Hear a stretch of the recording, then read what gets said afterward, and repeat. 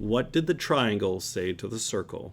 You're pointless. My name is Victor Ashley, and I'm a real estate agent out of Seattle, Washington. This is how you get a hold of me. Also, while you're at it, feel free to leave a comment below. The snarkier, the better. And also, please hit subscribe because I cover a lot of different areas, topics, and zip codes that might be important to you, and they could even be your new neighborhood. So feel free to follow along. So I'm broadcasting today out of my Bothell office, and I just wanted to say, thank you for all the subscriptions and support, and let's begin. So you might, this might be a little jagged just because I am doing this on my laptop. So let's go into the 98036 Lynnwood area, and if you're new to the channel, I usually do this in my home office, and I just wanted to point out some of the things for you. So this is the Seattle Space Needle right here. The Seattle Space Needle is what I use as our point of reference in the Seattle area, in the greater Seattle zone. And our zip code that we're covering is the 98036, and it's in this area right here. And this is the Lynnwood, Alderwood, Briar area. And if you happen to know where Kenyon Park is, I am actually currently right about in this area broadcasting from you today. So let's get into our zip codes. So I went through and I pulled everything that's available for purchase right now in the 98036 zip code, like I said, in the Alderwood area. And I also organized it on a price per square foot breakdown. Now, price per square foot is one of the best ways to get an idea of how big the house is, and also you could get a cost comparison real quickly. It does not include, things like how big the yard is or if there's a swimming pool out back, but it gives you an idea of how much they're asking per square foot of finished house. So let's get into our actual price per square foot, which came out of the 18 homes that we had, I believe, of the 19 homes that we had in this area. It came out at $448 a square foot. That also came out to an average house. What it looks like right now is 3 beds, 2 bath, 1670 square feet. That's been on the market for 31 days. And it's our price right now, our listing offer, our offered listed price is approximately $707,000. Now, to give you an idea of what it would cost to actually buy this, I went through and I did some mortgage math, and an average mortgage on this would be about $4,379. So $4,380, let's just round it at that point in time. So between $4,300 and $4,400 a month would be your mortgage, and that's only your payment and your interest. That does not include any type of taxes, insurance, or the big one, special assessments or HOAs.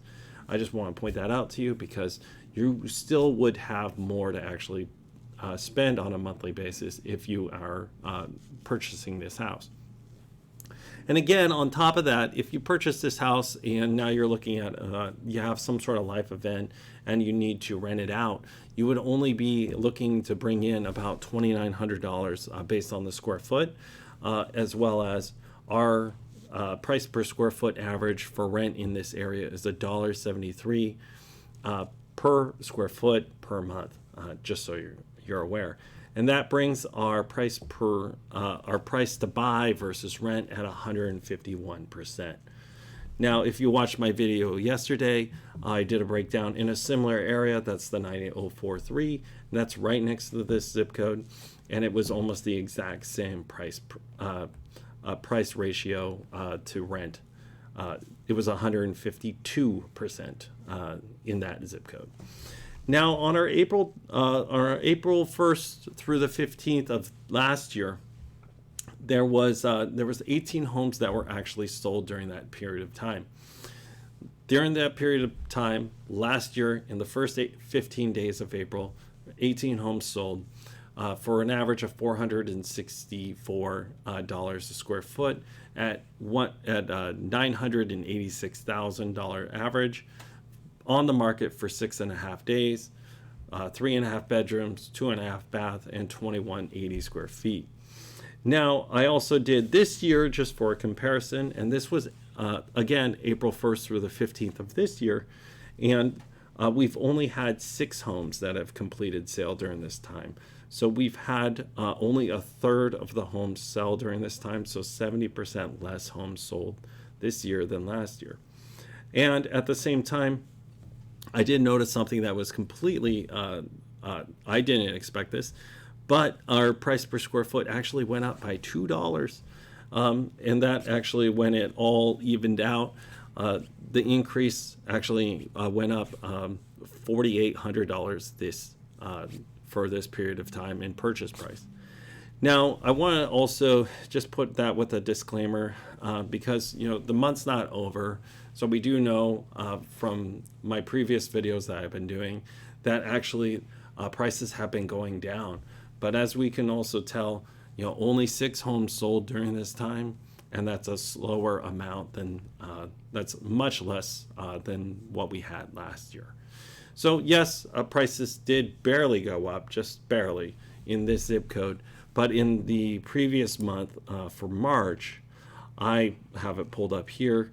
The year-over-year change from March to March was actually 10.6%, which was over $90,000. So in this area, the prices have actually gone down quite a bit. Correction, 14.8, and that was $143,000.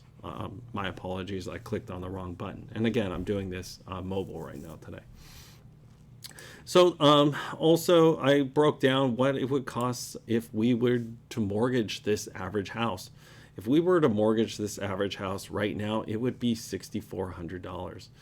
But I compared that to last year, and their cost to actually mortgage it last year was $5,100 roughly, and that comes out to a 25.8% increase. Now, also, I want to do just a quick comparison with the rents because, again, things do happen and people need to sell their houses. And if you were to rent out this exact same house that has been purchased right now today, this average house of 2150 square feet, 2166 square feet, what it would come out to on a rent is you'd be looking at renting out for close to $3,800. But again, your mortgage is going to be between $5,000 and $6,400, $5,000 and $6,400. And that's on a monthly, and again, that's only your payment, and your interest does not include any type of special assessments or any kind of special assessments, or on top of that, any HOA fees. So the reason why I do this is because I want to do a breakdown of the areas, and then at the same time, I want to keep you guys current on what's going on. As before, thank you for watching. And I was very surprised to see that there was a small uptick in this zip code.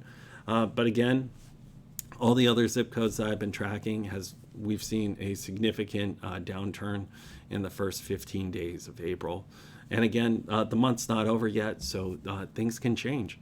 And as always, it was a pleasure working with you today, and I hope you have a fantastic day.